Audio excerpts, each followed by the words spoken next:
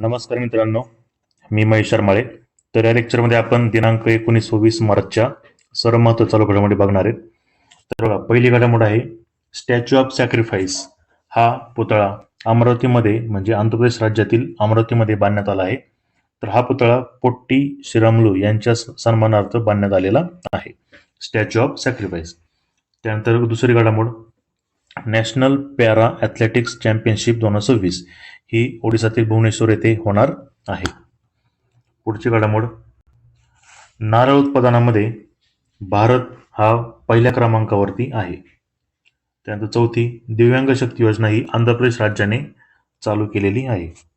पाचवी घडामोड, आशिया खंडातील सर्वात मोठे ट्युलिप गार्डन हे भारतातील श्रीनगरमध्ये आहे.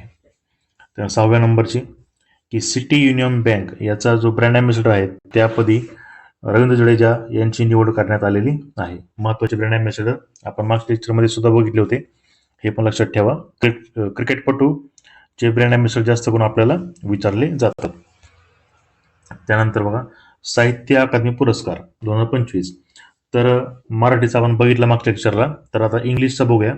तर इंग्लिशसाठी क्रिम्सन स्प्रिंग यांना भेटला. क्रिम्सन स्प्रिंग या पुस्तकासाठी नवतेज सरना यांना भेटलेला आहे. साहित्य अकादमी पुरस्कार हा एकूण 24 भाषांसाठी दिला जातो. त्यानंतर initiative of the year award हा प्रतिष्ठेचा अवॉर्ड भारताची मध्यवर्ती बँक म्हणजे रिझर्व्ह बँक ऑफ इंडियाला भेटलेला आहे. त्यानंतर भारत ट्राईब्स फेस्टिवल 2026 हा नवी दिल्लीमध्ये होणार आहे. त्यानंतर गोधाम योजना ही छत्तीसगड राज्याची आहे. त्यानंतर आता IPL चालू होणार आहे, तर IPL चे संघ टीम आणि त्याचे कर्णधार आपण बघूया. तर बघा, पहिली टीम आहे मुंबई इंडियन्स, त्याचं कॅप्टन आहे हार्दिक पांड्या. दुसरी चेन्नई सुपर किंग्स ऋतुराज गायकवाड. तिसरी Kolkata Knight Riders Ajinkya Rahane. Sunrisers Hyderabad Pat Cummins.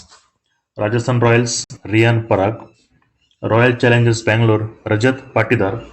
Lucknow Super Giants Rishabh Pant. त्यानंतर पंजाब किंग्स श्रेयस अय्यर. दिल्ली कॅपिटल्स अक्षर पटेल आणि गुजरात टायटन्स शुभमन गिल. असे एकूण 10 संघ IPL मध्ये भाग घेणार आहेत.